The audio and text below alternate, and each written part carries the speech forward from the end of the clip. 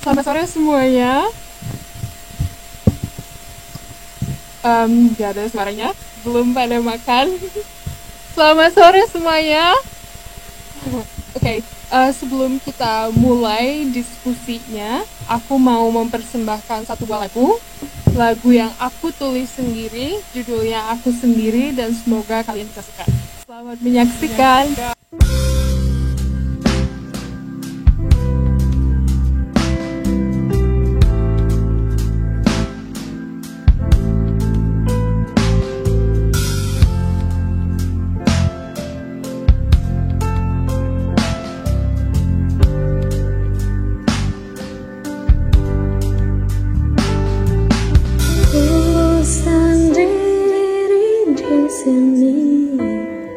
Seharusnya bersamamu, tapi ku tak bisa temukan dirimu. Mengapa jadi begini? Kau tak pikat aku. Semuanya hanyalah sandiwara semata. Mengapa bisa semudah itu? Apa kamu tak sayang aku? Kau hancurkan semuanya dan kecewakanku.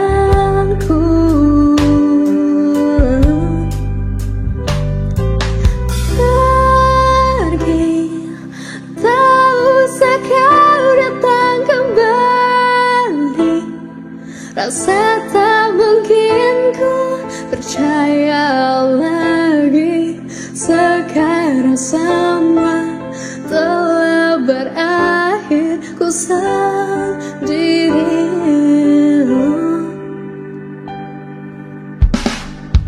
Ku tak tahu berapa kali kau ingkari janji-janjimu. Sudah kukira cintamu terasa berbeda. Kau tahu itu tak adil. Di mana hatimu? Padahal ku berikan semuanya untukmu. Mengapa bisa semudah itu? Apa kamu tak sayang aku? Kau hancurkan semuanya dan kecewakanku.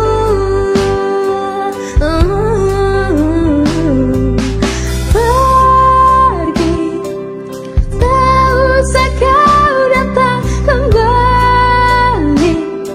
Rasa tak mungkin ku percaya lagi. Sekarang semua telah berakhir. Ku sendiri. Bila tak mungkin lagi bersama, biar ku pergi untuk sembuhkan hati. Sekarang semua telah berakhir.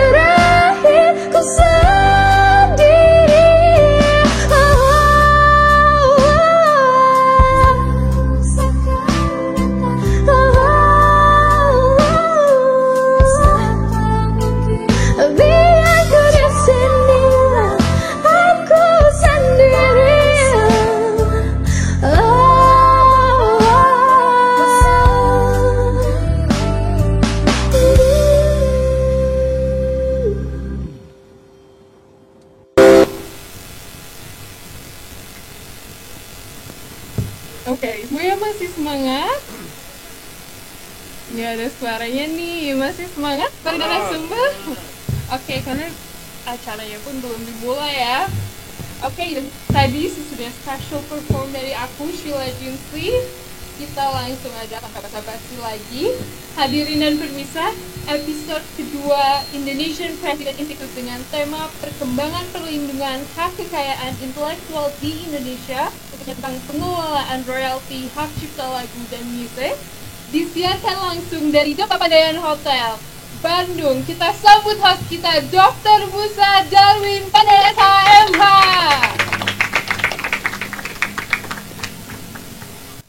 Halo Pak Musa, apa kabar? Halo, baik. Baik ya. Iya. Semangat di sore hari Berikan ini. applause buat Sheila Jinsli dengan singlenya Aku Sendiri. Makasih semuanya. Semoga sukses di dunia internasional. Amin, amin. Terima kasih. Assalamualaikum warahmatullahi wabarakatuh.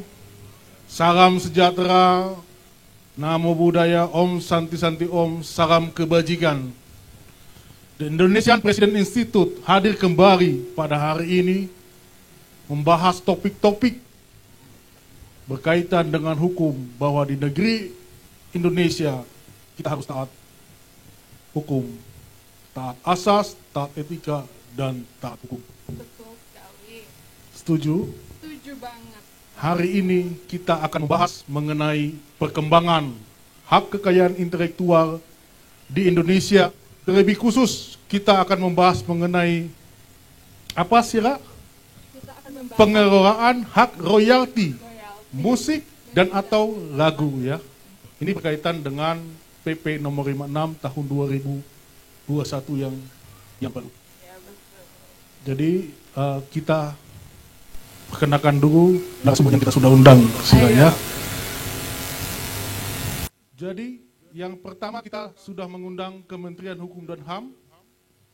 Dalam hal ini diwakili oleh Bapak Direktur Kerjasama Hak Kekayaan Intelektual. Mungkin Bapak sudah hadir ya, Bapak. Salam. Hadir Bapak, hadir Pak.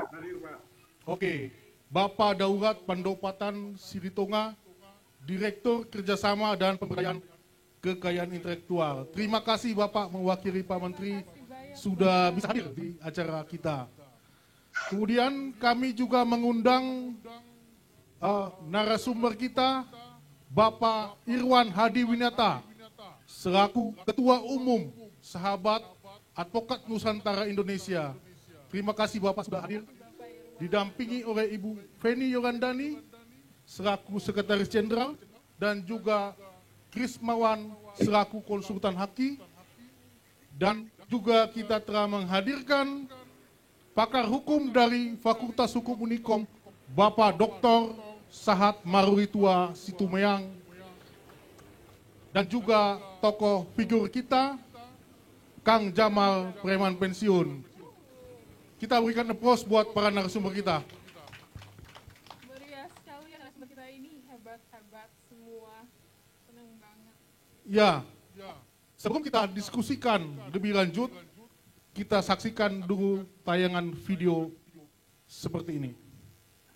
Presiden Joko Widodo baru saja menerbitkan peraturan pemerintah nomor 56 tahun 2021 tentang pengelolaan royalti hak cipta lagu dan atau musik. Layanan publik diwajibkan membayar royalti mulai dari restoran, kafe, konser musik, bioskop, dan lain sebagainya. Peraturan tersebut ditandatangani oleh Presiden Joko Widodo pada 30 Maret 2021. Dikutip dari Kompas.com, kebijakan tersebut tertuang dalam Peraturan Pemerintah atau PP nomor 56 tahun 2021. Dalam peraturan tersebut mengatur soal pengelolaan royalti hak cipta lagu dan atau musik. Dikutip dari laman resmi JDIH Kementerian Sekretariat Negara, pembayaran royalti diberikan kepada pencipta, pemegang hak cipta, dan atau pemilik hak terkait. Pemutar lagu atau musik akan membayar royalti melalui Lembaga Manajemen Kolektif Nasional atau LKMN. Perintah undang-undang di pasal 89 harus dua badan, LMKN hak cipta dan LMKN hak terkait. Fakta yang ada hari ini sampai detik ini saya ngomong, LMKN itu satu badan. Perjalanan penarikan mengenai karya cipta ini, dulu ada satu badan Yayasan Karya Cipta Indonesia tahun 91 itu sudah juga menjalankan ini karena memang kita meratifikasi undang-undang internasional. Apakah ada kekhawatiran dari Mbak Hana juga maupun Mas Rafiq kaitannya dengan royalti itu tidak diberikan secara langsung kepada para musisi? Sebenarnya seberapa besar potensi dan juga manfaat dari royalti musik ini bagi para penerimanya? Dari 2016 ke 2018 tentu sudah naik 3 kali lipat. Dan data ini merupakan data yang dirilis oleh website ataupun laman resmi dari LMKN. Budaya dan kesenian itu adalah aset negara yang menurut saya blood gitu. Lihat deh anak timur, anak Sunda semua kalau udah nyanyi dari bayi udah do re mi-nya tuh udah bener gitu. Jadi kalau saya lihat dari PP saya baca semua per square kok, per ukuran, dan kayaknya UKM kecil yang usaha juga dibantu kok. Oke. Selanjutnya kita persilakan terlebih dahulu perwakilan Menteri Hukum dan HAM untuk dalam kesempatan ini menjelaskan secara umum perkembangan hak kekayaan intelektual di Indonesia, kemudian juga menjelaskan mengenai PP 56 nomor 2021 yang baru saja diterbitkan oleh pemerintah. Bagaimana sih arah politik hukum daripada pemerintah? Apakah pihak Kementerian Hukum dan HAM ya lebih menegakkan hukum dalam hal ini keperdataan atau pidana? Mungkin waktu dan tempat dipersilakan kepada Bapak Direktur. Silakan. Terima kasih Pak Moderator. Suara saya bisa didengar Pak? Bisa Bapak Direktur. Baik, terima kasih. Bapak dan Ibu sekalian, senang sekali bisa terlibat dalam acara ini. Dan ini menjadi sangat penting Pak, terkait dengan tentu saja hak cipta ya Pak ya. Nah kalau bicara tentang sejarah, memang terkait dengan pelindungan hukum hak cipta di Indonesia, ini bicara tentang sejarah panjang Pak. Jadi dimulai dengan pemerintah Hindia Belanda. Jadi sebenarnya pelindungan hukum hak cipta di Indonesia diawali dengan diberlakukannya Outer Suite tahun 1912. Yaitu undang-undang hak cipta di negeri Belanda yang juga tentu berlaku di daerah jajahan di Timur Jauh. Nah, ketentuan Outer Suite 1912 ini merupakan perubahan dari undang-undang sebelumnya sebagai penyesuaian dari ketentuan-ketentuan yang terdapat pada Konvensi Bern. Jadi setelah masa kemerdekaan berdasarkan asas konkordansi dan berdasarkan pasal 2 aturan peralihan Undang-Undang 45, maka Outer Suite 1912 ini masih tetap berlaku di Indonesia pada saat itu. Begitu pula dengan keanggotaan sebagai anggota Konvensi Bern masih tetap berlaku. Nah, tahun 1992 diselenggarakan Kongres Kebudayaan di Bandung. Jadi pada kongres tersebut istilah Outer Suite diganti menjadi hak cipta. Apabila dikaitkan dengan pengertian kata copyright, maka penggunaan hak cipta sesungguhnya terdapat nuansa yang berbeda. Jadi pada tahun 1998, Perdana Menteri Juanda begitu menyatakan Indonesia keluar dari Konvensi Bern agar para intelektual Indonesia bisa memanfaatkan hasil karya. Nah, hasil karya itu berupa hak cipta dan karsa bagi bangsa asing harus membayar royalti. Jadi secara resmi Indonesia menyatakan keluar dari Konvensi Bern itu tahun 1959. Pada tanggal 5 September 1997, suara saya masih bisa didengar, Pak? Masih, Pak Direktur. Baik, Pak. Pada tanggal 5 September 1997, Indonesia secara resmi kembali menjadi anggota Konvensi Bern. Dan ini menjadi anggota Organisasi Perdagangan Dunia yang mewajibkan negara-negara anggotanya untuk melaksanakan sepenuhnya perjanjian-perjanjian internasional di bidang hak cipta. Lalu kemudian Indonesia mengatur beberapa undang-undang ya, banyak sekali undang-undang di sini.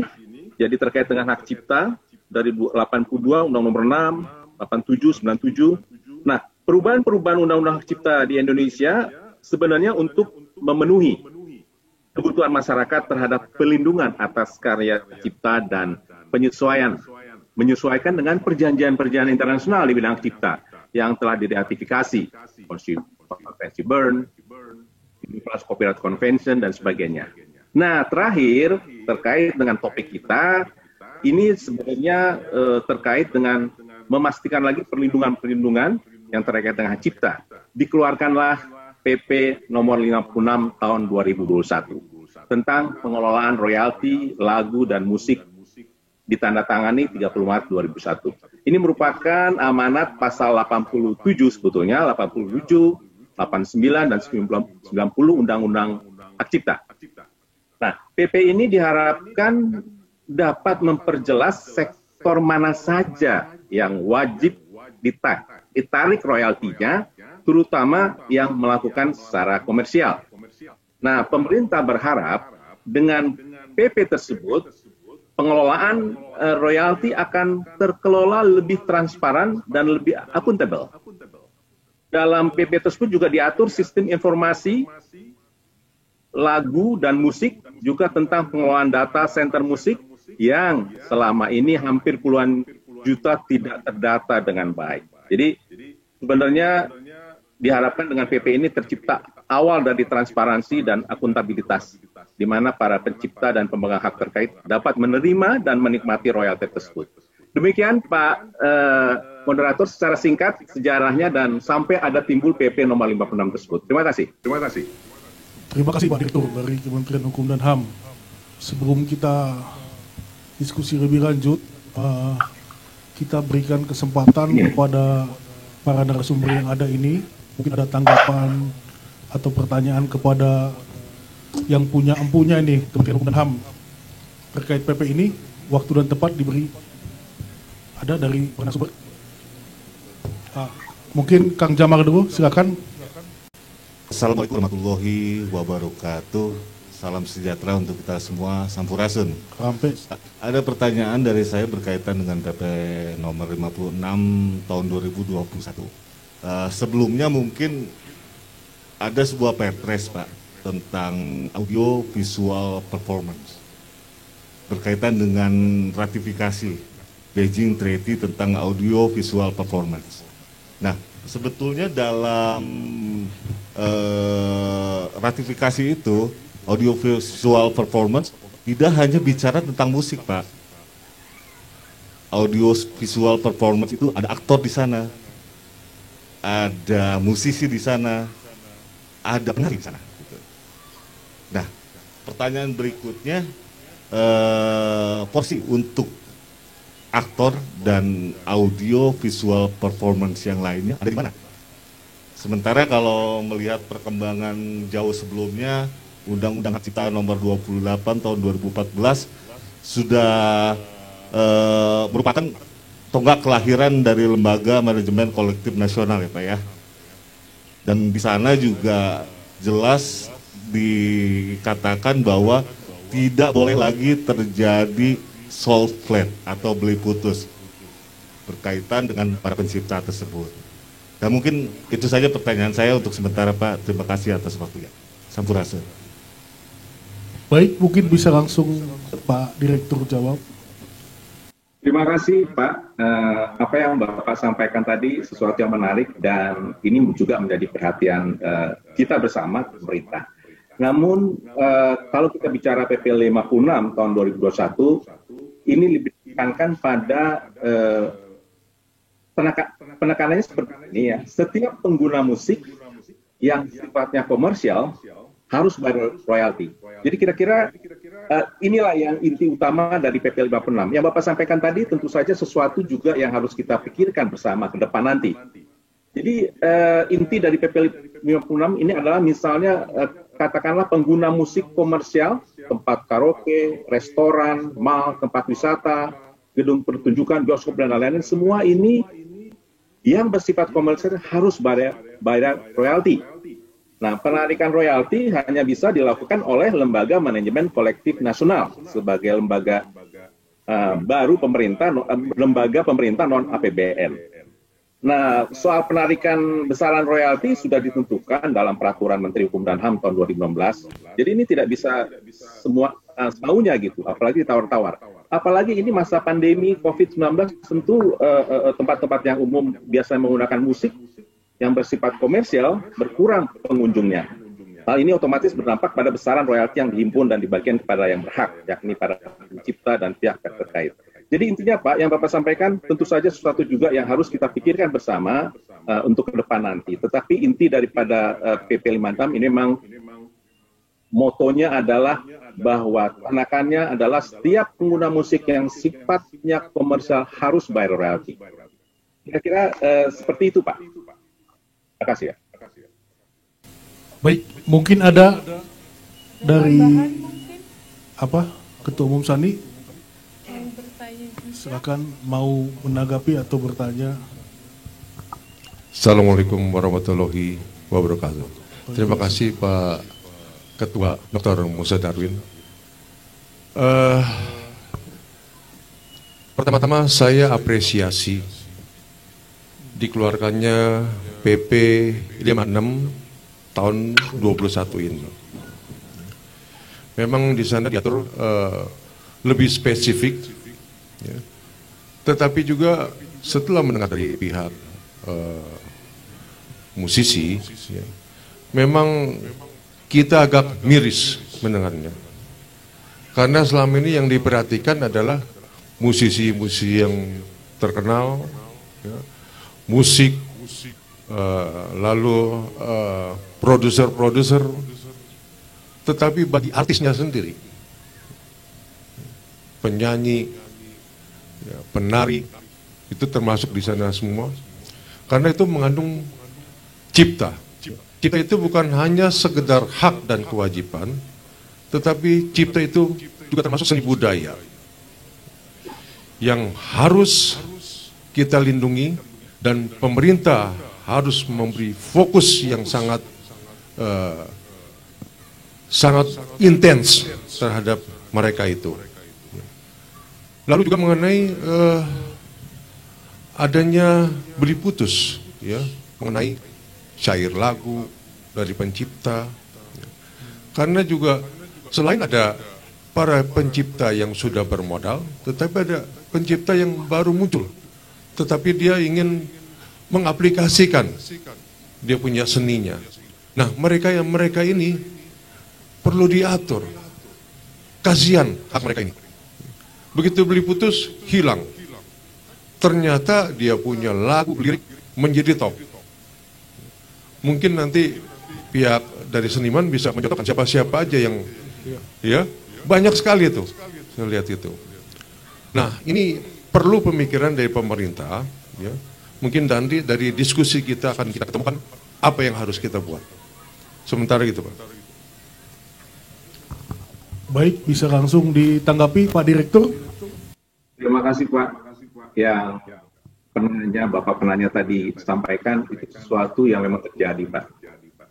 Kalau kita lihat penyanyi-penyanyi di Amerika begitu yang sudah punya aturan yang begitu baik, dampak yang positif adalah terlindunginya pencipta-pencipta sampai kepada turunannya. Memang kita tahu bersama bahwa misalnya pencipta lagu itu dilindungi seumur hidup dan setelah meninggal 70 tahun. Tetapi ada sisi lain yang tadi disampaikan oleh Bapak yang mungkin kita sedikit terlewat begitu. Beli putus itu mungkin tahun-tahun sebelumnya itu paling sering itu beli putus itu. Yang penting dapat uangnya dulu. Soal nanti meledaknya nanti itu udah resiko bagi dia. Kalau tiba-tiba meledak ya dia nggak dapat apa-apa. Itu kalau nggak salah beli putus seperti itu ya. Nah, ini harus diatur Pak. Ini masukan baru. Tetapi intinya adalah bahwa kita harus mengatur tahap demi tahap Pak. Bagaimana mungkin nanti semua yang terkait dengan seni atau ciptaan-ciptaan yang terkait dengan seni semua bisa terlindungi Pak. Kita mulai dengan royalti dulu Pak, dan kemudian bagaimana melindungi pencipta-pencipta lagu yang penting dia dapat duit dulu. Nanti kalau meledak dan sebagainya itu resiko dia. Itu harus diatur lebih lanjut Pak dalam perlindungan yang semakin kita ciptakan banyak perlindungan agar apa yang kita harapkan bahwa pencipta di Indonesia itu terlindungi dan mendapat nilai ekonomis yang sangat baik. Terima kasih Pak atas sarannya Pak. Baik, mungkin satu dari saya ini Pak Direktur. Bagaimana sih politik hukum pemerintah ya terkait keluarnya PP 56 2021 ini mengenai pengeluaran royalti ya? Apabila ada penyalahgunaan nih, ya dalam Undang-Undang Hak Cipta kan pas sudah jelas ada tuntutan ganti rugi baik perdata maupun tuntutan pidana. Apakah dengan PP 56 2021 ini pemerintah lebih menegakkan hukum apa apabila terjadi pelanggaran? Mohon penjelasannya dari Pak Direktur. Baik Pak. Jadi kalau kita bicara tentang ada pelanggaran begitu ya, apakah ke perdata atau pidana, kembali lagi kita melihat sebenarnya awal daripada terkait dengan hal ini sudah diatur dalam peraturan pemerintah nomor 56. Jadi basicnya adalah sebenarnya perjanjian keperdataan sebetulnya awalnya. Jadi ada dua pihak ya. Jadi kalau kita lihat pasal 9 ya, nanti kita mengarah ke pertanyaan Bapak. Pasal 9 di PP tersebut dikatakan bahwa setiap orang dapat melakukan penggunaan secara komersial lagu dan atau musik dalam bentuk layanan publik yang bersifat komersial dengan mengajukan permohonan lisensi kepada pemegang hak cipta atau pemilik hak terkait melalui LMKN. Intinya adalah bahwa basicnya awalnya di sini adalah perjanjian perdataan. Ada dua pihak, pihak yang menggunakan haknya, pihak yang mengajukan permohonan lisensi dan pihak pencipta di sini. Nah, bagaimana kemudian dengan PP 56 ini kalau ada pelanggaran di mana kecenderungannya? Jadi mau perdata kah atau lebih banyak ke pidana? Jadi terkait sengketa dalam penarikan royalti bahwa PP 56 sekali lagi merupakan implementasi ya dari Undang-Undang Nomor 28 tahun 2014 sehingga ketentuan penyelesaian sengketa adalah didasarkan pada ketentuan Undang-Undang Nomor 28 tahun 2014 telah mengatur ya, sebagai contoh ya, pasal 87 ayat 4 mengatakan tidak dapat dikatakan pelanggaran apabila sudah membayar royalti. Kemudian ketentuan pasal 95 mengatur tentang penyelesaian sengketa melalui mediasi. Pasal 113 ketentuan pidana terhadap pihak-pihak yang tidak membayar royalti atau melakukan komersialisasi ciptaan tanpa izin. Jadi sudah ada batasan perdata dan pidana. Jenis pelanggaran mungkin timbul bisa bersifat perdata, dan itu memang basicnya perdata. Misalnya LMK tidak membayar royalti kepada anggotanya. Itu perdata. Pidananya jika LMKN sudah menyerahkan royaltinya kepada LMK agar dibagikan kepada anggota LMK yang bersangkutan, tapi tidak dibayarkan. Nah ini kan penggelapan, itu pasal 372 KUHP. Kemudian ada lagi sebenarnya pelanggaran yang bersifat administrasi. Sanksi terhadap pengguna musik komersial tidak membayar royalti, ini kan menimbulkan sengketa. Gitu. Bisa dicabut izin operasionalnya.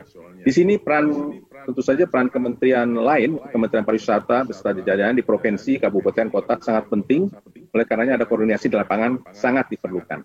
Jadi sekali lagi sebenarnya basic daripada soal royalti ini sebenarnya perdata, Pak. Tetapi tentu saja sudah diatur yang saya sampaikan mana hal-hal yang ranah pidananya. Jadi sekali lagi dari PP ini sebenarnya pelanggaran perdata dan pidana ya, tetapi lebih banyak cenderung kepada keperdataan. Itu yang bisa saya sampaikan. Namun memang jelas sekali kalau administrasi di sini adalah pelanggaran administrasi maksud saya. Di sini adalah jadi tidak hanya pidana dan perdata saja Bapak, ada juga administrasi ini, sanksi terhadap penggunaan musik komersial yang tidak mau bayar royalti bisa dicabut izin operasionalnya. Jadi ini adalah sanksi administrasi. Jadi ada perdata, pidana. Pidana tadi sudah ada contohnya Pak, larinya kemana? Jadi gampang melihat larinya kemana ini pelanggaran. Kira-kira seperti itu Bapak. Baik, terima kasih Pak Direktur. Izin mungkin satu lagi dari audiens. Dipersilakan dari audiens ada yang mau bertanya, mumpung ada dari Kementerian Hukum dan HAM. Silakan. Cek. Ya, sebelumnya selamat sore semuanya. Terima kasih atas kesempatannya. Nama saya Dosma Sijabat. Saya sudah membaca mengenai PP-nya. Ini memang sangat menarik ya. Ini tujuannya memang sangat luar biasa. Bagaimana di sini adalah untuk memberikan suatu jaminan, dan di situ dari judulnya saja sudah jelas di situ untuk memberikan suatu pengelolaan. Tapi yang menjadi pertanyaan saya di sini adalah dalam prakteknya memang tidak mudah. Kenapa? Ini bisa ke semua lini, ya. Bagi orang subjek yang menjalankan dari karya itu, orang yang menikmati sekalipun, bahkan sudah jelas di pasalnya itu sudah menjelaskan mengenai komersil yang bersifat publik. Nah, pertanyaan saya adalah bagaimana untuk menjamin adanya suatu sistem itu? Kenapa itu? Karena berhubungan dengan menteri-menteri yang lainnya akan ceki, bahkan di situ diatur lebih lanjut di dalam peraturan perundang-undangan. diatur lebih lanjut dalam peraturan menteri selanjutnya. Berarti peraturan aturan ini belum bisa dikatakan sistemnya sudah bagus. Menurut saya belum. Ya, termasuk contohnya dari hal kecil, hal sederhana saja. Saya salah satu pengguna dari media sosial. Ya, contoh saya YouTube, TikTok, Instagram, bahkan mau lebih melejit dari orang yang bekerja sama kontrak kerja di dalam hal karya. Di situ kan sudah jelas karya dari lagu itu lebih spesifik dalam hal lagu itu dan juga syairnya sendiri. Ya, kalau masalah publik oke. Tapi yang menjadi problematikanya adalah apakah dipikirkan untuk yang dianggap akan melakukan pelanggaran itu adalah secara personal. Ya, contoh saya kemarin men-share salah satu lagu dan saya berani membandingkan dengan orang yang mengupload sebelumnya, itu ratingnya lebih tinggi. Ratingnya lebih tinggi karena memainkan aplikasi-aplikasi lain yang nge-link. Apakah saya disebut sebagai orang yang melanggar mengenai hak cipta? Dan secara sistem, apakah saya bisa dikenakan pidana? Apakah saya disebut sanksi administratif? Gak mungkin, karena saya adalah secara personality, bukan perusahaan. Ya, tapi secara perdata atau pidana, apakah saya bisa dikenakan? Kalau tidak, berarti saya bisa melakukan sesuatu hal dengan secara pribadi saya. Bahkan saya bisa mengkomersilkan kok. Contoh, saya bisa menghubungkan, mengelingkan ke dunia bisnis yang lainnya. Itu, terima kasih. Baik, silakan Pak Direktur ditanggapi. Terima kasih Pak Moderator.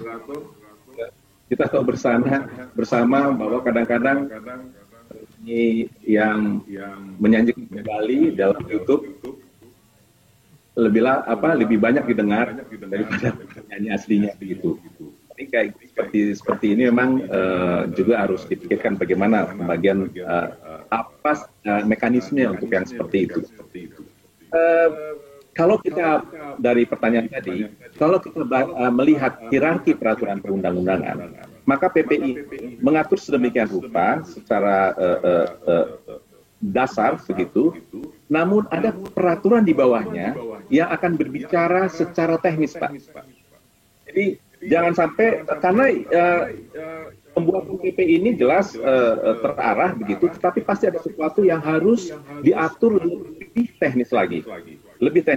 Dan itu berada pada ranah di bawahnya, yaitu peraturan yang lebih teknis.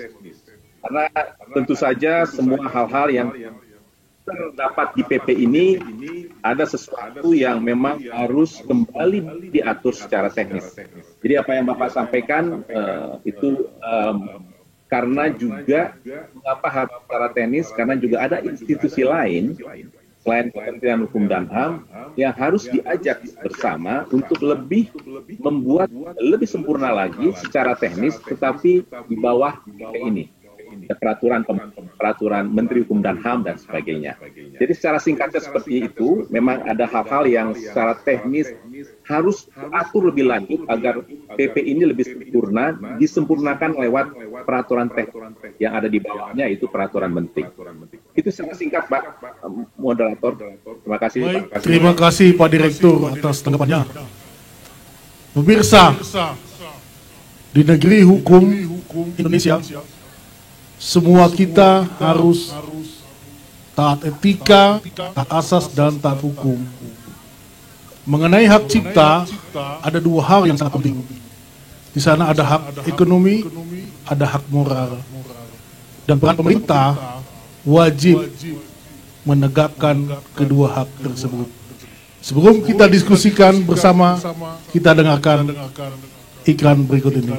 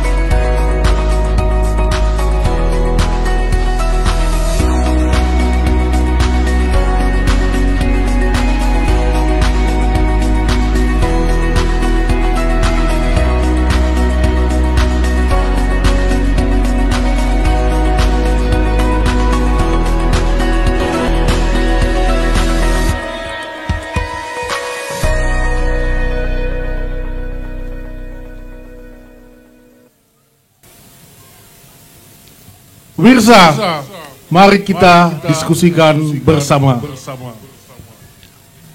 Mengenai hak cipta ini sangat menarik ya, apalagi di tengah pandemi semua berkarya dengan segala kemampuannya.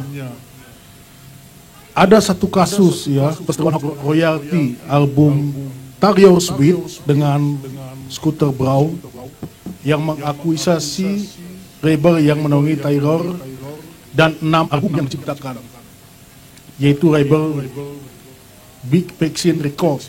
Di mana dalam kasus itu Taylor Swift yang masih berusia 15 tahun menandatangani kontrak dengan label yang menyebutkan bahwa label mempunyai hak royalti atas karya artis yang dinaunginya.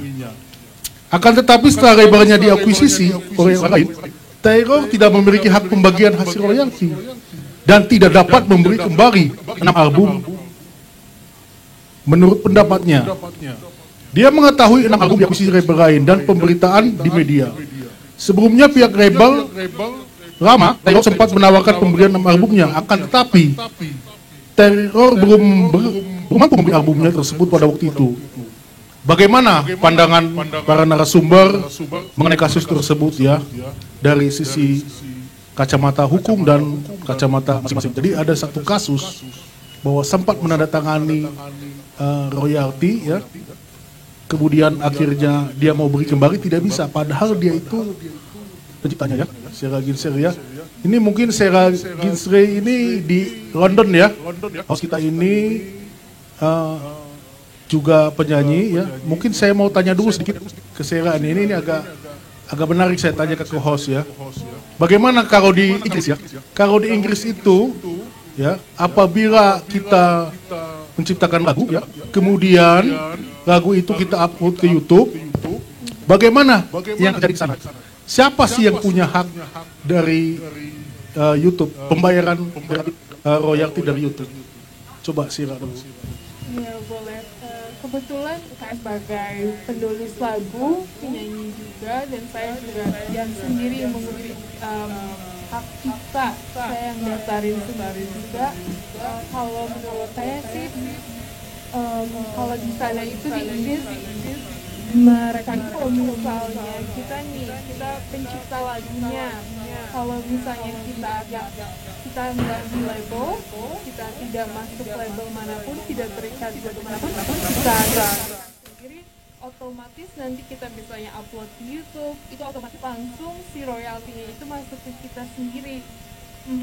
Ke pencipta ya? Langsung ke pencipta dan penyanyinya. Nah kalau misalnya kita sudah terikat label itu, ya pasti ke labelnya.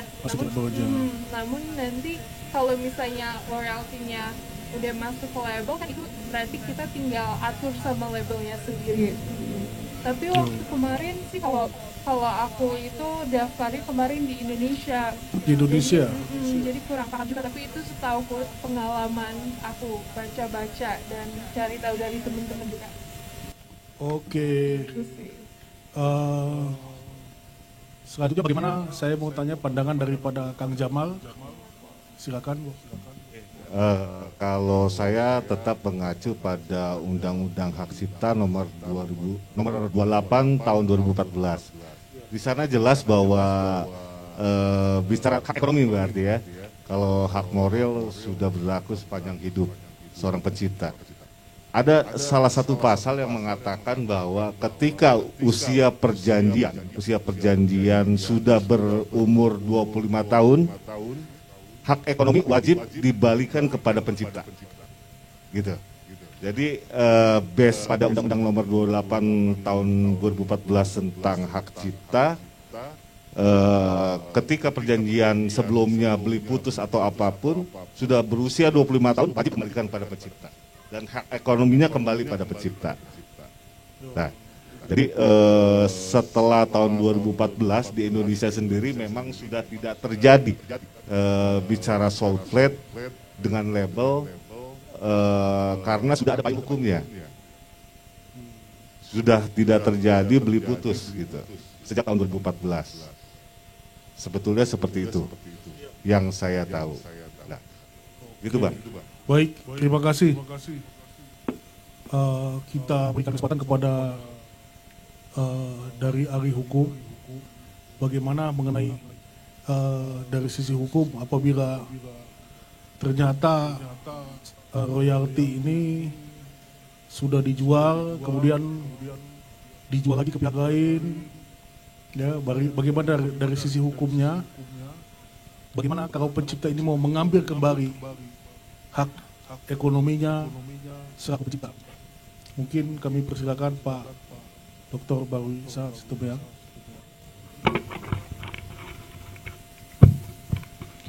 Terima kasih moderator. Saya paling kembali ke pasal 1320 KUH Perdata ya, terkait dengan pembuatan perjanjian, di mana di situ diatur adanya kesepakatan para pihak.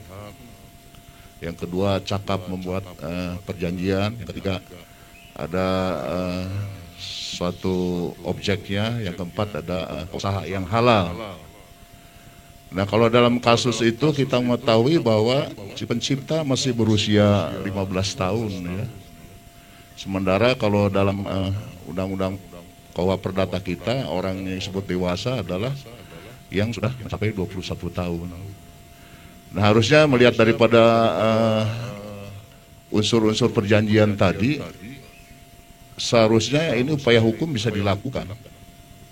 Karena apa yang diperjanjikan itu jelas nyata tidak sah, karena yang melakukan perjanjian adalah anak yang masih di bawah umur. Jadi kalaupun si pencipta lagu berkehendak melakukan upaya hukum melalui gugatan di pengadilan, saya berpikir mungkin dia akan menang. Mungkin itu dari segi 1320-nya Perdata ya. Mungkin itu yang bisa saya sampaikan terkait dengan kesepakatan antara pencipta lagu dengan label ini. Ya, jadi lebih menekankan kepada keperdataan ya. Betul. Keperdataan gitu ya. Oke. Mungkin dari pihak SANI ada ketua umum menanggapi mengenai kasus tersebut.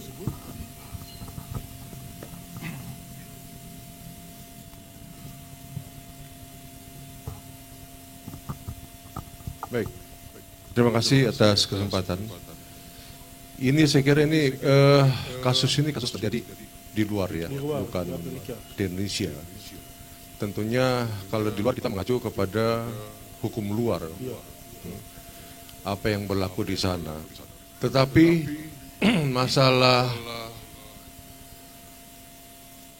antara perjanjian antara si recording label dengan pihak artisnya ini kan masalah perjanjian. Perjanjian itu bersifat universal,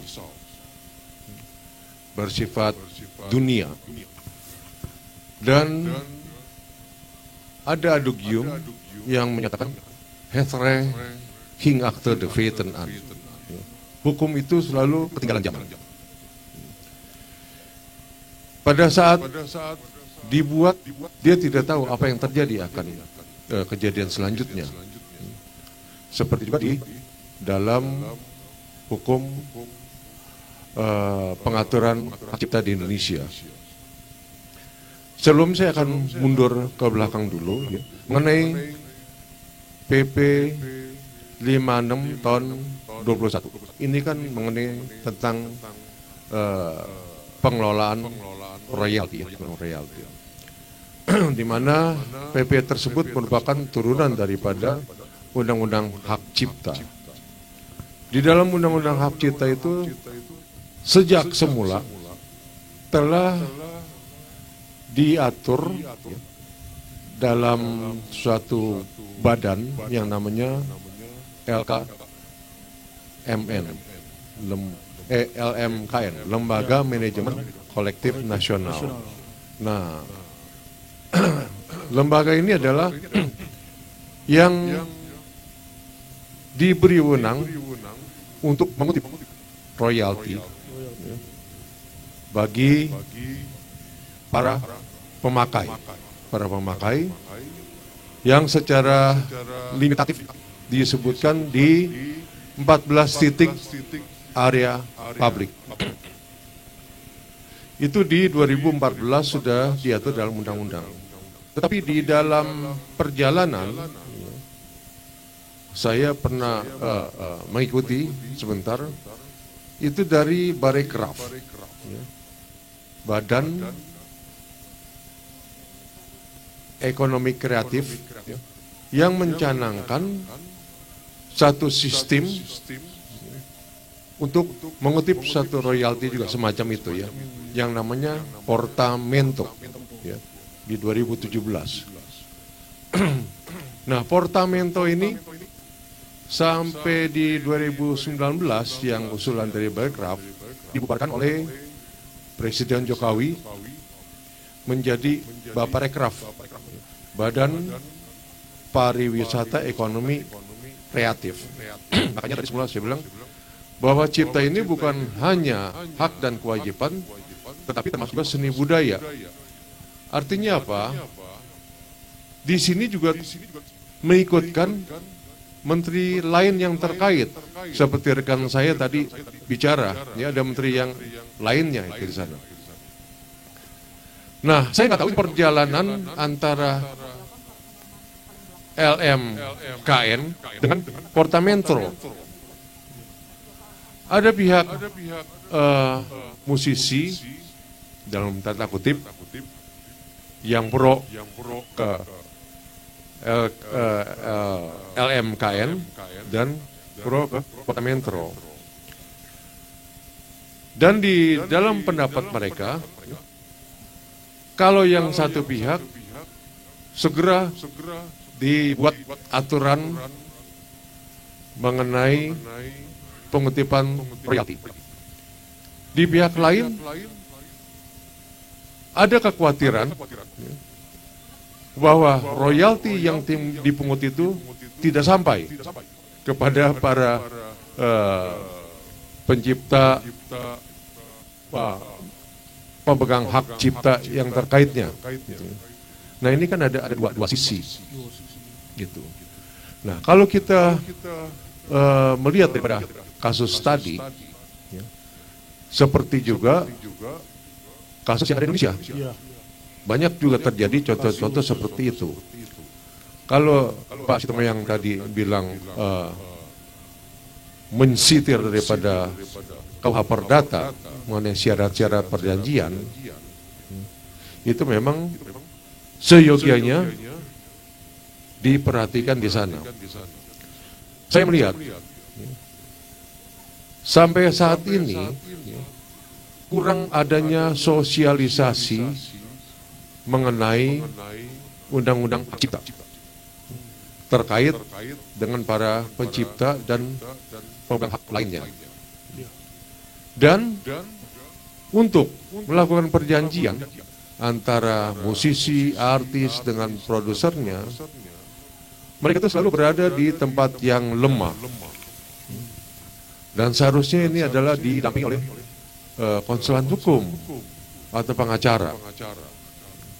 Di sana ini ada satu badan yang fokus kepada namanya entertainment lawyer.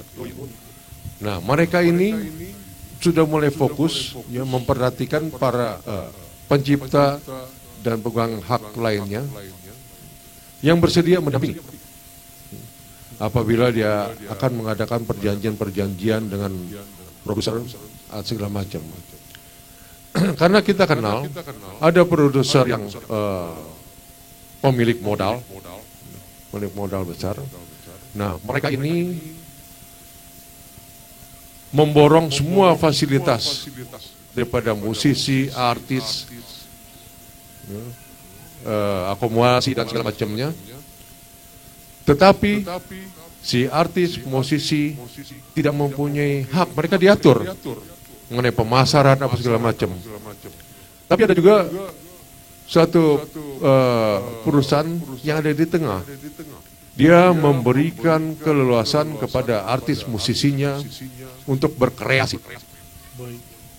Nah, kelemahannya di sini adalah artis musisi ini tidak didukung seperti produser pasar tadi, kekurangan biaya tenaga untuk publikasi.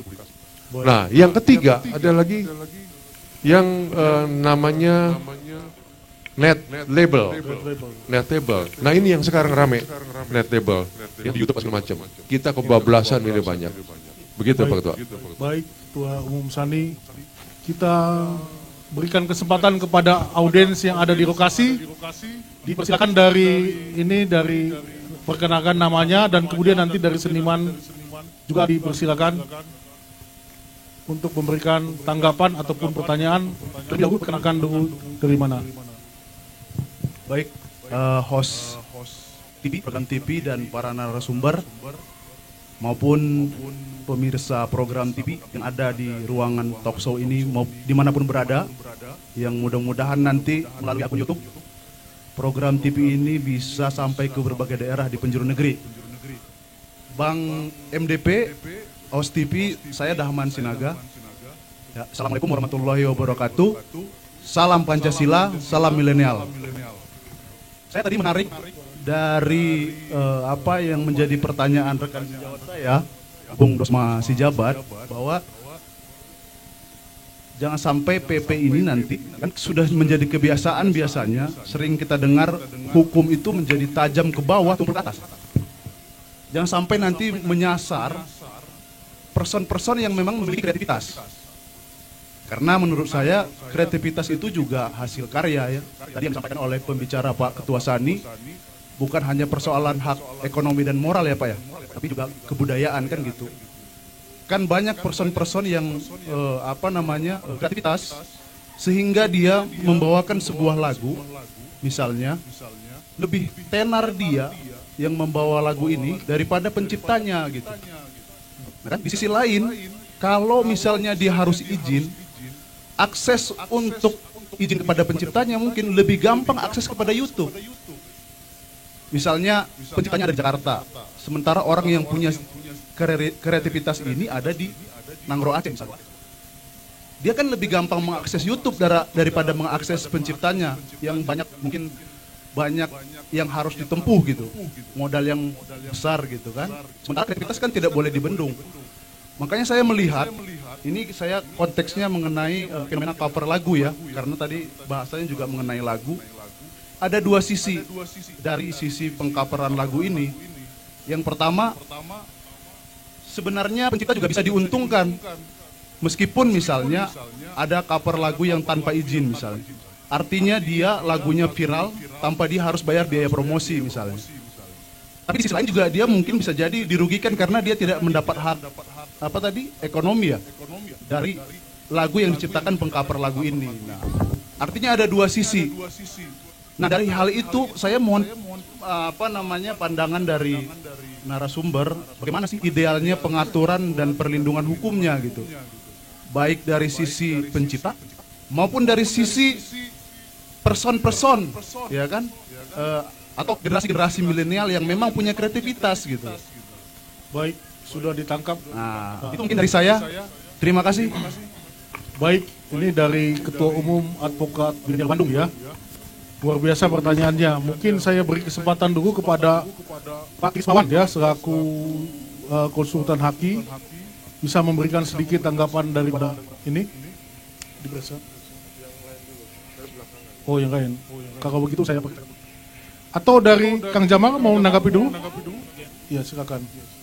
Jadi menarik bicara tentang cover sebuah lagu. Tapi saya kembalikan bahwa pada intinya undang-undang kekayaan intelektual bicara tentang hak moral dan hak ekonomi. Ketika seseorang melakukan cover lagu bahkan lebih terkenal daripada sang penciptanya, tetapi bicara royalti tetap balik pada penciptanya. Itu poinnya.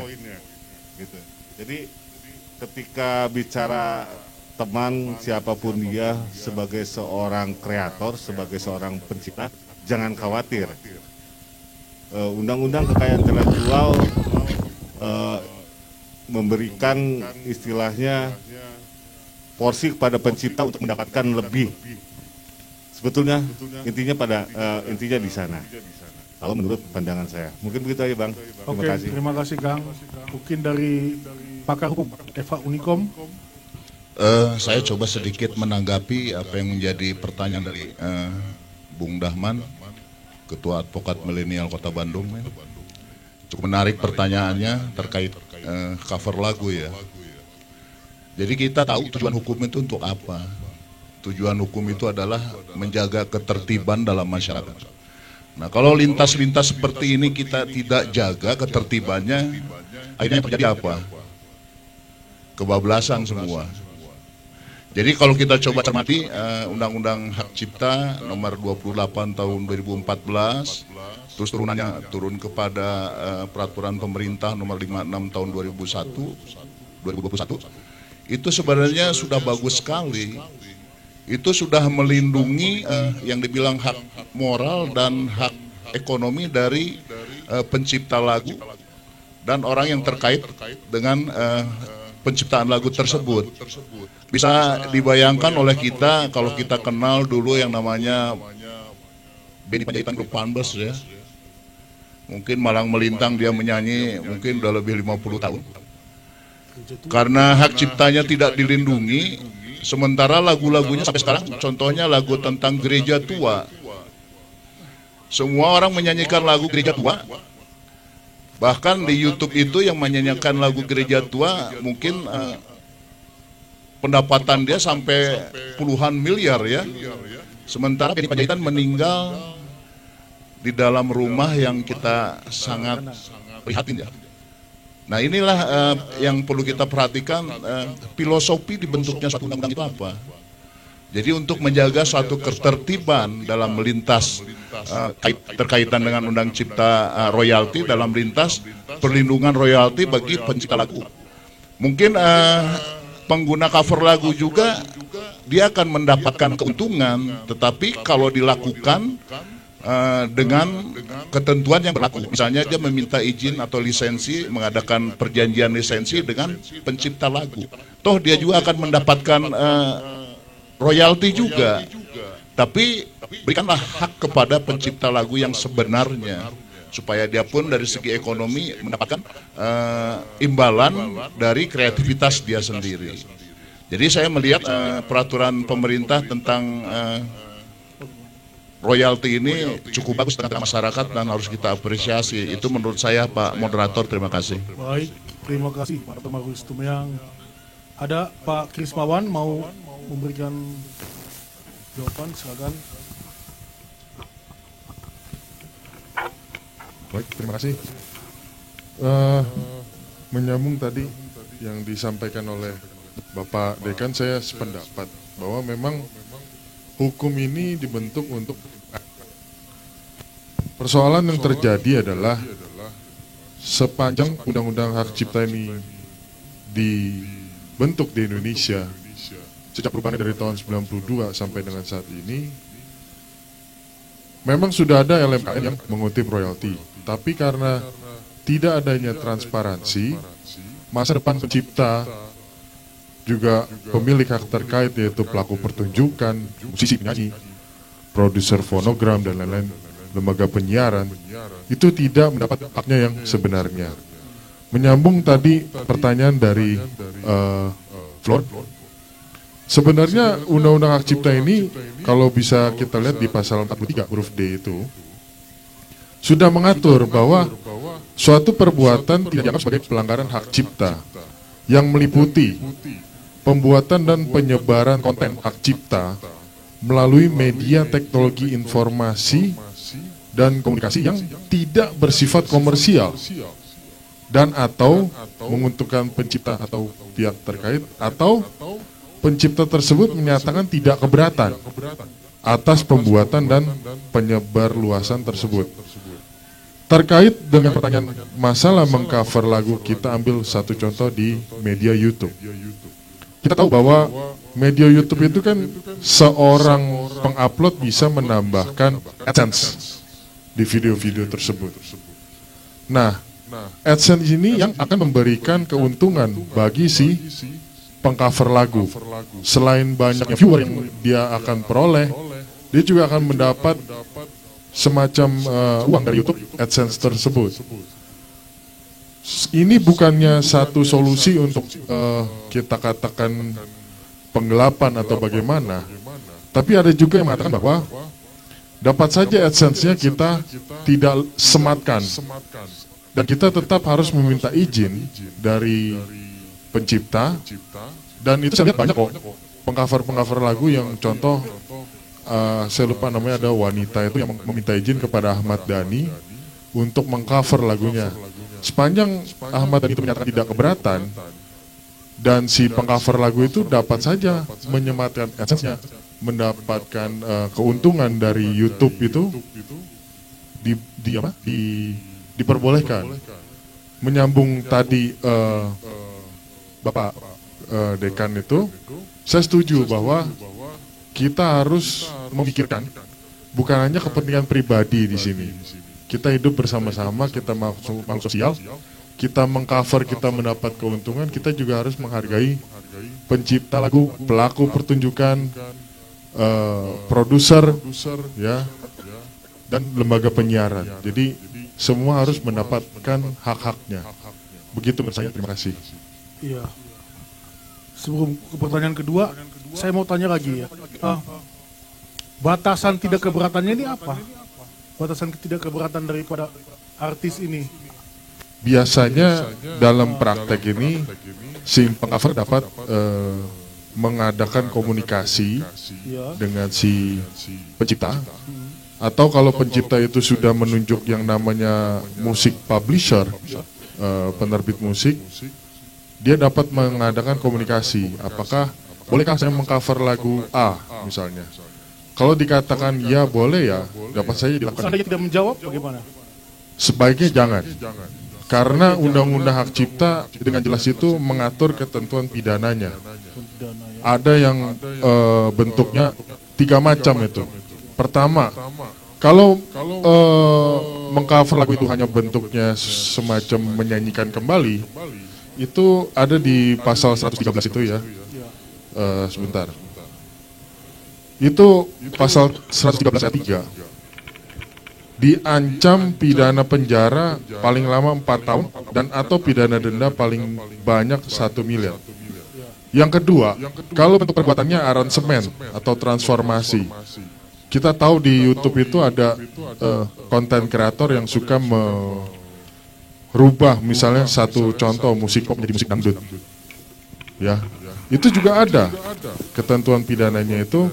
Pidana penjara paling lama 3 tahun dan atau pidana denda paling banyak 500 juta rupiah.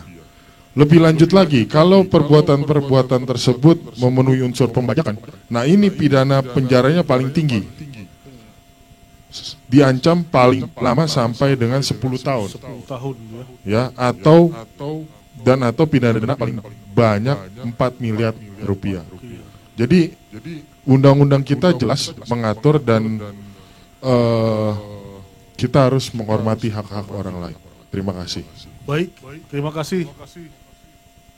Sebelum kita lanjutkan ke seniman, ada seniman yang mau bertanya atau menanggapi? Silakan, mohon dibantu kru Ismat.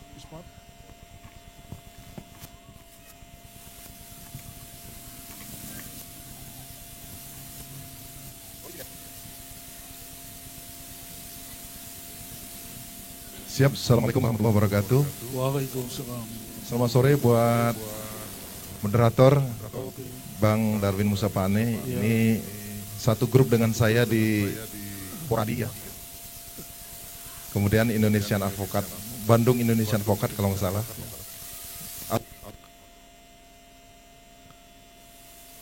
Halo, ya. Saya sebagai anggota Paradi, juga sebagai anggota ABRI. Kok Bang Deli rambutnya gondrong? Nama saya Deli ya? Deli aja panggil. Oh, kurang deket ya? Kurang deket lagi? Iya, aku kan sudah dekat denganmu. Ya, sudah ya? Baik. Saya anggota ABRI, yaitu bukan Angkatan Bersenjata Republik Indonesia, itu sudah nggak berlaku. Saya adalah anggota anak buah Roma Irama, ya. Rhoma Irama juga banyak sekali di cover, ya, di cover lagunya, coba lihat di YouTube. Bahkan mereka yang mengcover lagu Rhoma Irama itu baik aransemennya maupun lagunya dikoploin gitu ya sekarang itu mereka sudah banyak sekali dapat keuntungan materi gitu ya. Nah, cuman bukan itu. Kemarin saya berbincang-bincang dengan salah seorang pengurus LMKN, yaitu anggota Ardi ya, Anugerah Royalti Dangdut Indonesia. Beliau mengatakan bahwa silakan di cover lagu Rhoma Irama. Rhoma Irama senang saja. Tetapi nanti Google yang akan mendistribusikan. Contoh begini, saya mengcover lagu Rhoma Irama di YouTube. Tapi viewer saya itu tidak berpengaruh secara ekonomi ke saya. Viewer saya tuh diberikan kepada Rhoma Irama. Saya nggak tahu aturan mainnya dari mana. Konon katanya dari Google yang mengatur itu. Nah, sama seperti pembicara mengatakan tadi bahwa hukum itu bisa apa ya? Ketinggalan zaman ya. Terus ketinggalan zaman. Karena Undang-Undang 28 2014 tentang Undang-Undang Hak Cipta itu kok PP-nya baru dibuat sekarang, 7 tahun setelah itu berlaku. Kemudian tadi Pak Dirjen mengatakan nanti itu diatur pada aturan teknis, yaitu peraturan menteri. Sekarang peraturan menterinya mana? Itu tadi bisa diatur tadi, yang bahan-bahan diskusi kita tadi bisa tuh dimasukkan ke dalam klausul-klausul peraturan menteri nanti. Jadi harapan saya selaku seniman juga, ya praktisi hukum juga, mencoba untuk mengelaborasi ini semuanya, supaya tadi hak ekonomi dan hak moral itu tercapai dan tidak saling tumpang tindih satu sama lainnya. Termasuk kata ketua kita tadi itu bahwa tidak hanya punya hak moral dan hak ekonomi, tapi di sana ada unsur seni dan budayanya, kebudayaannya itu. Barangkali itu tanggapan saya dan mungkin masukan. Terima kasih sekali lagi. Baik. Assalamualaikum warahmatullahi Terima wabarakatuh. kasih. Bang Deli. Sebelumnya saya masih tanya dulu, Bang Dedi, saya tanya dulu. Bang Dedi, ya. Deli. Bang Dedi, ya. Ya, saya dari Medan. Ya, Bang Dedi Medan. Kalau tadi Bang Haji Rhoma itu kan memberikan izin tadi katanya ya, boleh di cover. Nah kemudian itu nanti otomatis Google-nya akan memberikan royalti kepada Bang Haji Rhoma, begitu ya? Betul. Ini seperti yang terjadi di Inggris, berarti yang diceritakan oleh si Ragin Sri tadi ya? Iya. Tapi faktanya di Indonesia belum seperti itu, belum semuanya seperti itu. Bahkan yang lebih mendapatkan keuntungan justru bukan Rhoma Irama, tapi orang yang mengcover. Nah, saya mau tanya dulu kepada Tani, bagaimana kalau melanggar itu ya, setuju untuk dipidana atau bagaimana? Persoalannya bukan karena mengenai pelanggaran hak ini, tadi konsultan haki Pak Krismawan sudah menyatakan bahwa ada ancaman pidananya, ya kan? Apakah Akang selaku seniman, ya, setuju untuk ditegakkan hukum pidana bagi pelanggar atau bagaimana nih? Sebenarnya bukan setuju nggak setuju. Pertama kita lihat dulu pasal itu deliknya delik apa, delik umum apa delik aduan. Iya. Itu kan? Iya. Kalau memang penciptanya enjoy saja, menambah, karena begini ya, ada semacam secara tidak sadar begitu ya, kan ada hubungan ekonomi dan hubungan moral tadi ya. Secara moral, pencipta lagu yang tadinya nggak terkenal dibawakan oleh si A, ternyata viewernya tuh lebih banyak katanya tadi ya, kata teman-teman milenial tadi itu dengan sendirinya tertolong nih si pencipta. Dulu karena saya praktisi juga ya, praktisi di dunia dangdut. Dulu ada lagu apa ya? Lagu pokoknya lagu itu tidak dikenal penciptanya, penyanyinya juga nggak dikenal. Sekarang begini Kang, ya. Kalau Akang sendiri, kejadian seperti itu, apakah Akang akan mengadukan pidana atau tidak? Tidak. Tidak, pidana itu tidak. Itu kan ya pakar hukum di sini banyak lah. Apa artinya sebuah pidana dan tuntutan pidana? gitu ya.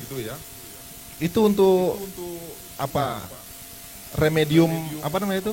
Istilah pidana? Ultimum remedium ya. Iya, ultimum remedium itu. Aduh, itu mah udahlah, itu upaya terakhir sajalah. Gitu. Kadang-kadang juga polisi kan sekarang dengan istilah presisinya itu kan, kalau ada hal-hal seperti ini, beli aduan seperti ini kan nggak langsung di BAP, diserahkan dulu. Kecuali ya kan, tidak ada asas tanpa kecuali, Bang. Tahu kan itu kan? 86. Oke, siap kan? Oke, terima kasih. Assalamualaikum. Waalaikumsalam. Ada lagi dari seniman mau memberi tanggapan? Sebelum kita lemparkan kepada narasumber yang ada di depan.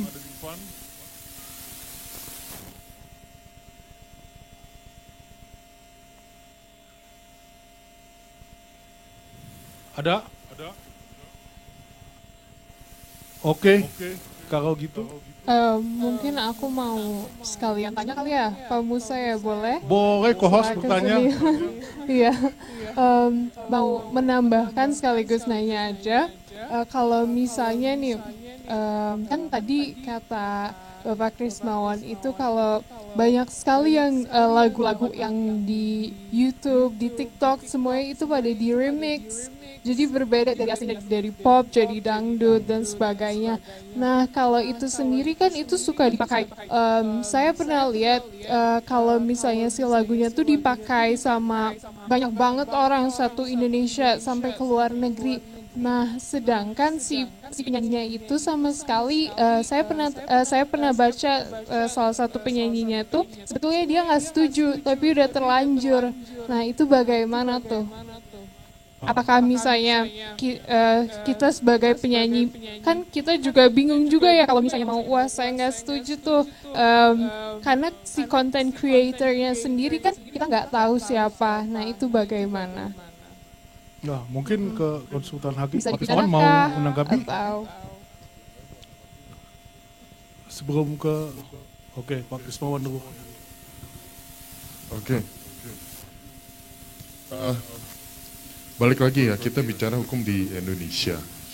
Undang-Undang Hak Cipta 28/2014 itu pasal 9 ayat 1 secara jelas telah mengatur 9 hak ekonomi dari pencipta atau pemegang hak cipta.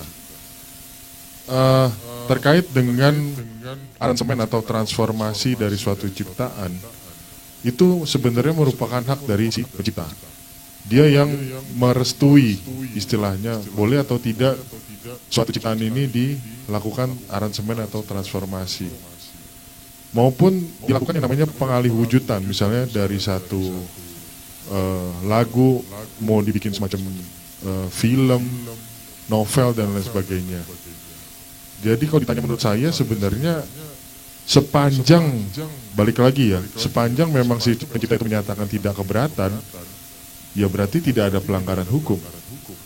Tapi kalau memangnya itu dilakukan tanpa izin, jelas tadi dikatakan oleh para pembicara yang lain, ada sanksi pidananya, ada sanksi perdatanya, bahkan juga dari pihak Dirjen Haki tadi kalau menyangkut sama LMKN, ada sanksi administratifnya di mana seorang lembaga LMK yang tidak menyampaikan royalti kepada anggotanya itu dapat dicabut izin operasionalnya. Jadi menurut saya gitu. Terima kasih. Oke ya, mengenai undang-undang hak cipta ini memang kalau pidananya dinyatakan sebagai delik aduan ya. Terkadang musisi ini masih menganggap biarkan saja, kalau belum terlalu merugikan bagi dirinya dibiarkan saja, tidak diadukan ke pihak kepolisian ya. Tapi begitu sudah ternyata si artis covernya lebih terkenal, mulai ada rasa hak ekonominya terganggu, baru dia mulai mengadukan gitu ya. Nah ini bagaimana sih sebenarnya batasan, apa ada batas pengaduannya, ada tenggang waktunya atau bagaimana ini Pak Krismawan? Biar kita semua paham hukum nih, karena hukum selalu ketinggalan, jadi talkshow TV ini untuk supaya hukum juga tidak ketinggalan. Kalau batas pengajuannya sebenarnya tidak ada daluasannya di Undang-Undang Hak Cipta ya. dapat saja dilakukan. Dan balik lagi, kalau namanya kita menyangkut masalah tadi belipu to solve flat, itu juga bukan hanya diatur kepada para pencipta, tapi kepada para pelaku pertunjukan, baik itu musisi, artis, dan juga produser fonogram. Dalam hal ini produser yang memang memegang master rekaman pertama kali. Itu pun juga ada pengaturannya, artinya kalau itu diperjanjikan untuk dijual putus soft flat, dalam waktu 25 tahun itu harus kembali kepada para pelaku pertunjukan tersebut, si musisi, penyanyi, dan juga produser fonogram tersebut. Dan para pengguna itu berkewajiban untuk memberi imbalan yang wajar. Di undang-undang dikatakan selama 50 tahun harus itu ya. Dan bagaimana pembagiannya dari produser pemegang master rekaman kepada pelaku pertunjukan, itu undang-undang menyatakan kalau tidak diperjanjikan lain, maka pembagiannya adalah setengah dari pendapatan. Jadi produser fonogram mendapat 50%, pelaku pertunjukan, penyanyi, musisi juga mendapat 50%. Begitu, Pak. Oke, apa Pak Dirjen masih ada? Sudah close? Ada narasumbernya, Mas Bu? Belum? Oke. Mungkin saya mau tekankan mengenai ancaman dalam pelanggaran hak cipta ini cukup berat ya sebenarnya, meskipun delik aduan itu hanya jenis deliknya, tapi ancaman sangat berat. Ada yang 4 tahun, bahkan ada yang 10 tahun ya apabila melakukan pembajakan. Tadi konsultan Haki sudah menjelaskan. Nah, saya mau ketegasan dari para narasumber yang ada ya di sini. Bagaimana sih sebaiknya ya apabila terjadi pelanggaran terhadap hak kekayaan intelektual di bidang ciptaan dan musik lagu ini, misalkan seorang pemusik cover ya, dia tidak pernah minta izin kepada penciptanya ya, dan kemudian dia berhasil mendapatkan ekonomi yang baik dan terus-menerus juga dimintakan supaya untuk dibayar royalti dan sebagainya, dia tidak mau nih ya. Artinya kan dia bisa terancam dengan pidana ya. Nah, ini bagaimana dari sisi para narasumber ya, apakah kita perlu menegakkan hukum pidana ini atau bagaimana? Mungkin dari Kang Jamar dulu. Terima kasih, Bang. Kalau menurut sudut pandang saya, bicara kekayaan intelektual, bicara humanism. Ya, ketika yang melakukan cover itu person, mungkin karena ketidaktahuan. Tetapi berbeda ketika yang melakukannya sebuah publisher, sebuah agregator, mungkin akan berbeda ceritanya. Karena pasti pihak-pihak tersebut sudah sangat paham berkaitan dengan undang-undang kekayaan intelektual itu sendiri. Nah, sedikit Bang, agak mungkin agak melebar sedikit karena dari tadi ketika membahas pertunjukan selalu yang dibahas pasti penyanyi atau musisi, gitu. Ternyata berdasarkan ratifikasi kita terhadap Traktat Beijing, ini Perpres nomor 2 tahun 2020 tentang audio visual performance. Ternyata ada aktor di sana, ada penari di sana, tidak hanya penyanyi dan musisi. Tapi kemudian 2021 lahir kembali peraturan pemerintah berisi tentang lagu lagi, tentang musik lagi. Di mana porsi untuk film? Tadi Ketua Umum Sani sudah bicara tentang seni dan budaya. Bicara seni dan budaya, kita sedikit lagi bergeser pada undang-undang tentang perfilman, undang-undang nomor 33 tahun 2009, kalau saya tidak salah, mohon maaf, saya bukan seorang praktisi hukum, tetapi mencoba belajar hukum karena seperti yang dibilang Ketua Umum Sani tersebut, pekerja seni ini selalu pihak yang tidak punya daya bargain, selalu menjadi pihak yang lemah. Jadi terpaksa belajar sedikit-sedikit. Begitu kurang lebih. mumpung ada juga pakar intelektual, Bang, kalau kita membaca isi keseluruhan Undang-Undang 2014, di situ bicara bahwa untuk fiksasi sebuah tayangan audiovisual itu dilindungi selama kurang lebih 50 tahun. Untuk musik 25 tahun. Di dalam salah satu pasal sudah, kalau bahasa saya saklek ya, kalau untuk musik sudah usia 25 tahun dikembalikan pada penciptanya. Bagaimana dengan fiksasi lain, audiovisual lain? Kita bilang film. Sementara kalau kita telah kembali umur film Indonesia, kalau mengacu film Indonesia pertama tahun 1925, Lutung Kasarung sudah kurang lebih 96 tahun usianya. Kalau mengacu pada film nasional, hari lahir film nasional, Dara dan Noah, Long March Siliwangi, sudah kurang lebih 71 tahun umurnya. Sudah sangat urgent. Kalau bicara royalti dikembalikan lagi pada penciptanya, tapi sampai hari ini belum ada undang-undangnya, belum ada regulasinya yang bicara secara saklek untuk kepentingan itu.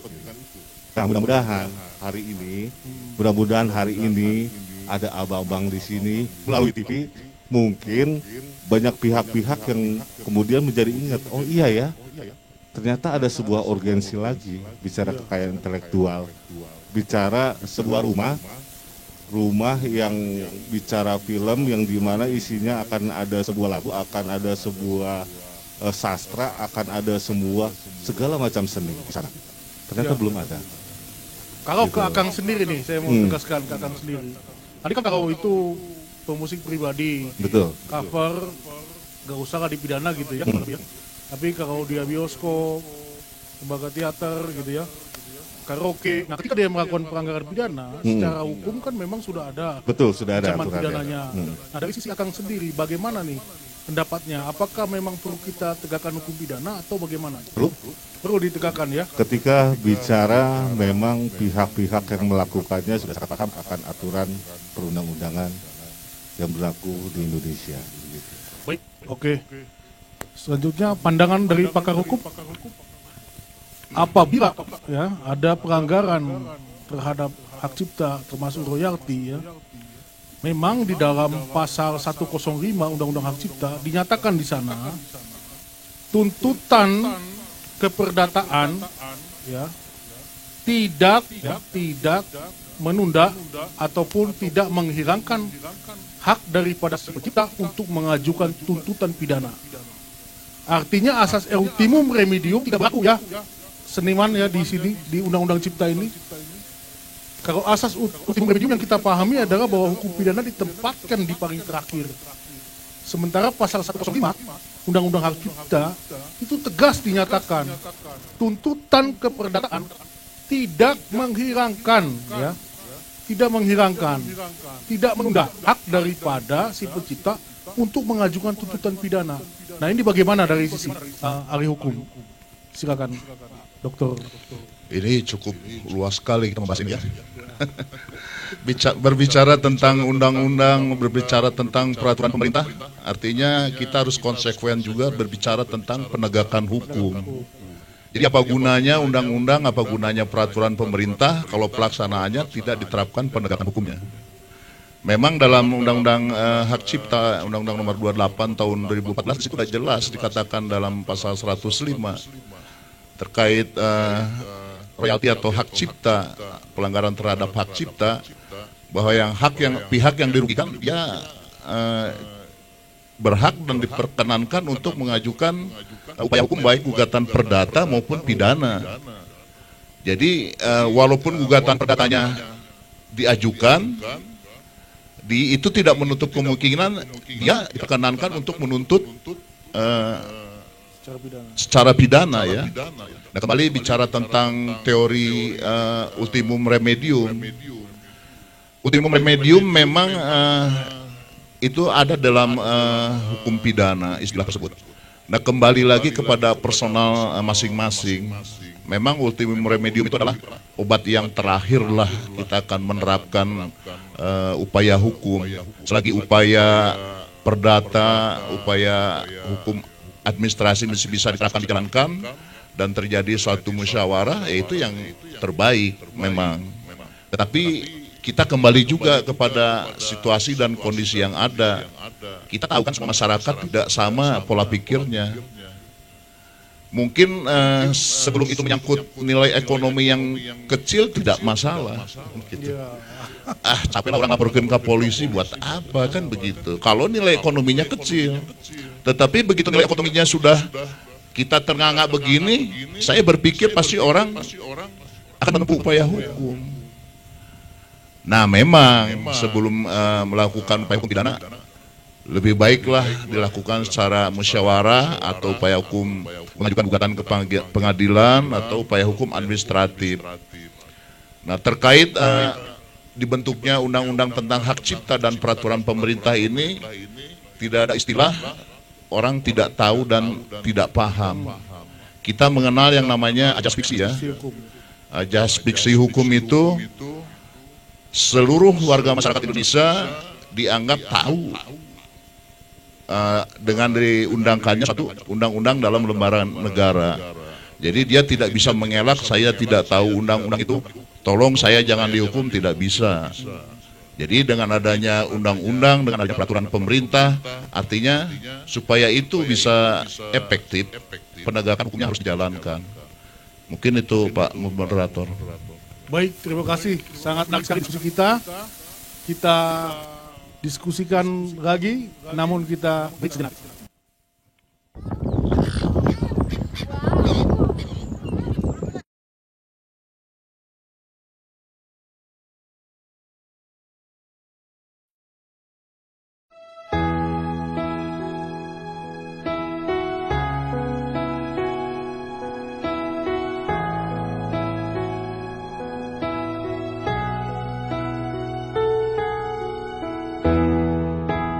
Woke up this morning with teardrops on my face. I'm holding my pillow tight. Never thought that you could just leave me like that. It was unexpectedly harsh. Oh, they kept me just face moonlight since I broke right.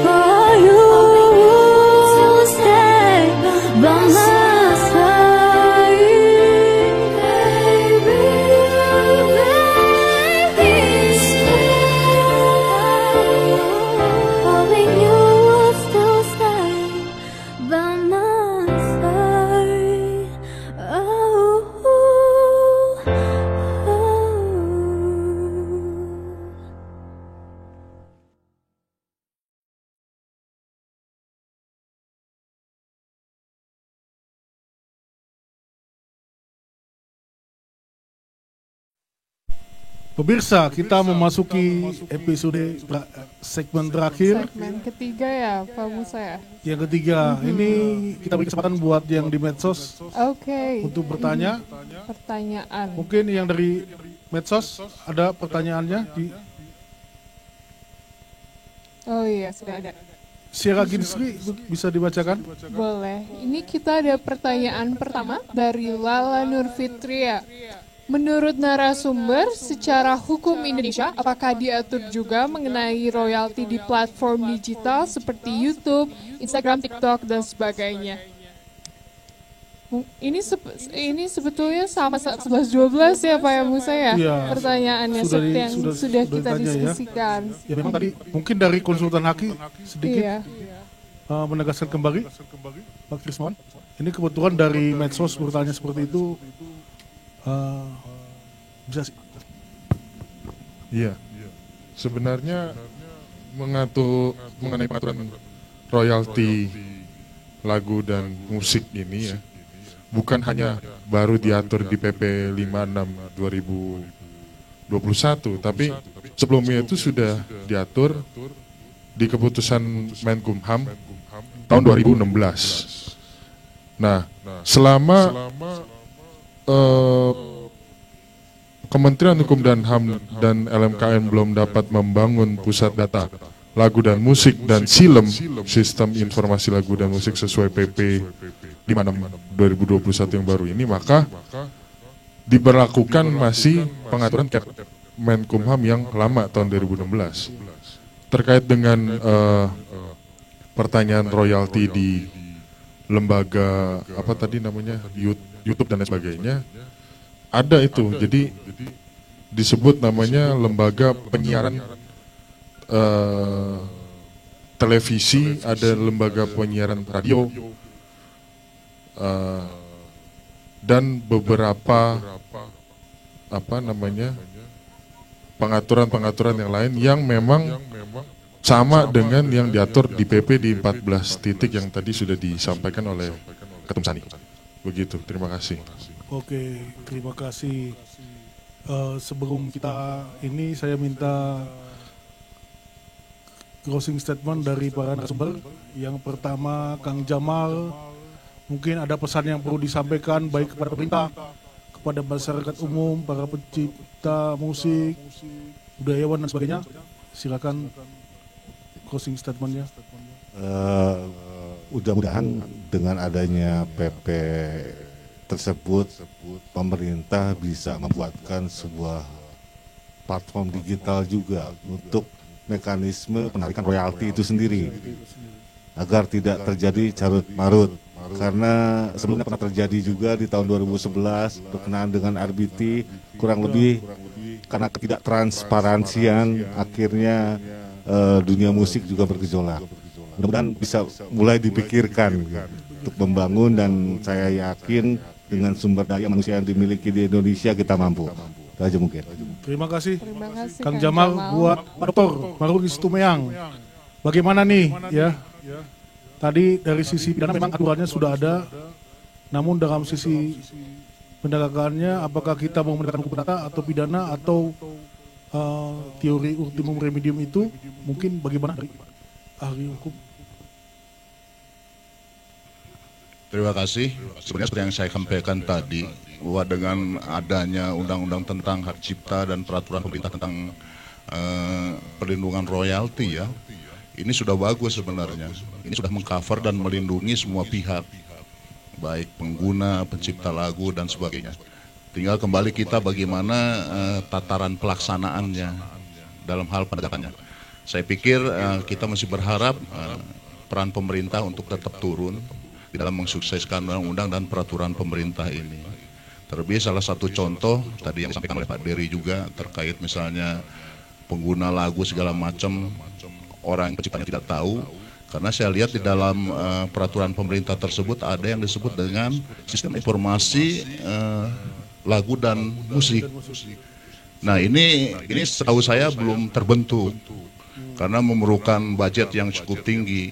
Kalau ini terbentuk memang sangat membantu bagi para pencipta lagu ya Pak ya, karena di situ terlindungi. Mungkin kan ada orang yang membuat lagu tapi tidak melaporkan, atau orang yang membuat lagu di zaman dulu kayak Pampers, The Mercies kan.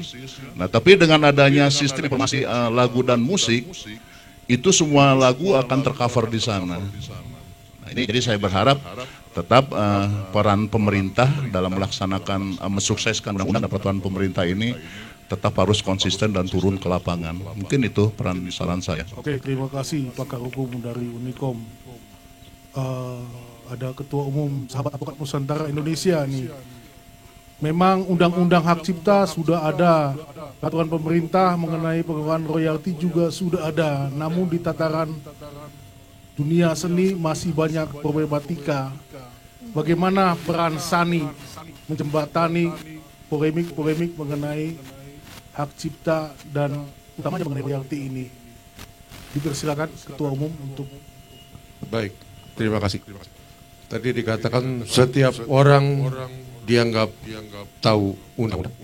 Dan either what ki ada weteken. Tetapi dalam pelaksanaannya banyak yang nggak tahu undang-undang.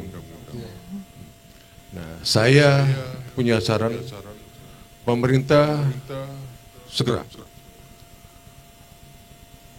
melaksanakan apa yang diperintahkan oleh PP 5621. Itu tentang pembentukan pusat data dan pembentukan silem. Nah, di samping itu juga kita harus memperhatikan para musisi seniman pencipta yang nasibnya berbagus. Maka perlu dibentuk satu badan perlindungan para pencipta dan pihak terkait lainnya. Di sini termasuk musisi, artis-artis, penari, dan pokoknya yang menyangkut itu. Nah ini saya lihat belum ada. Karena apa? Pada waktu terjadinya adanya kerugian di pihak musisi atau pencipta atau penyanyi atau segala macam, kalau nilainya kecil, mereka ini pasti udah malas duluan. Jadi ada satu badan tempat mengadu, itu badan perlindungan. Dan juga ada badan penyelesaian sengketa, nggak perlu kita bawa dulu.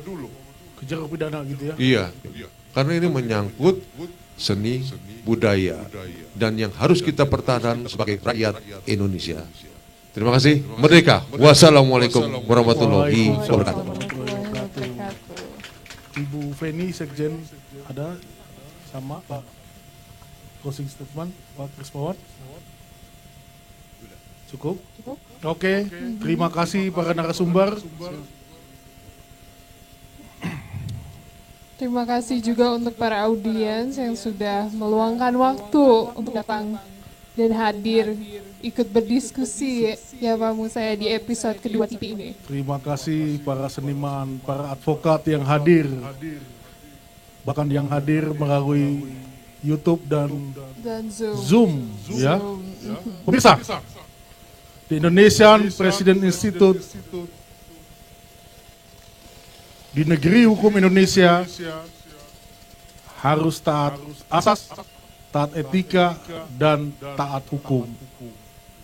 Undang-undang hak cipta, termasuk peraturan pemerintahnya, ternyata di dalam implementasinya belum sempurna.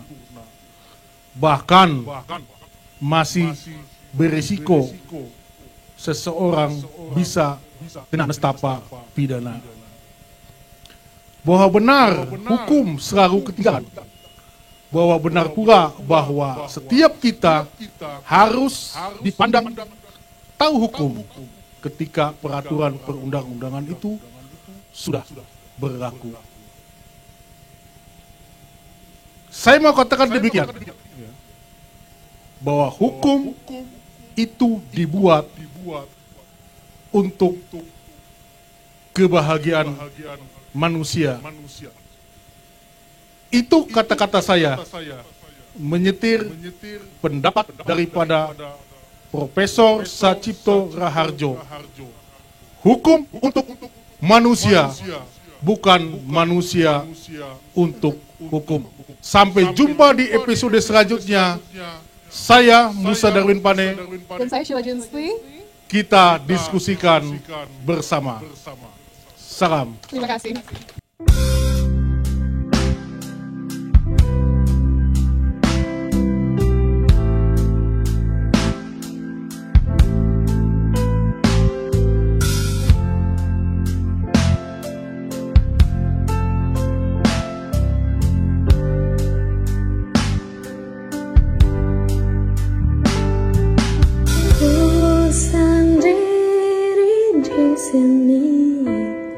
Seharusnya bersamamu, tapi ku tak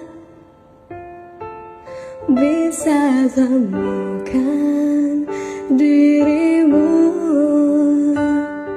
Mengapa jadi begini? Kau perhatikan aku. Semuanya hanyalah sandiwara semata. Mengapa bisa semudah itu? Apa kamu tak sayang aku? Kau hancurkan semuanya dan kecewakanku.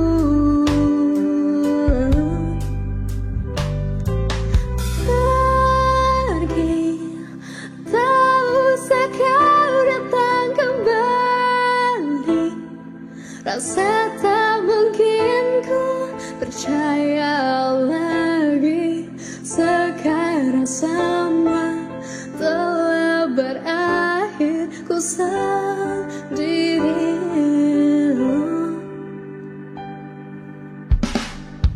Ku tak tahu berapa kali kau ingkari janji-janjimu.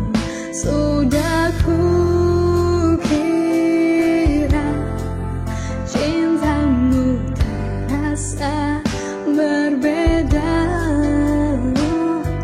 Kau tahu itu tak adil. Di mana hatimu? Padahal ku berikan semua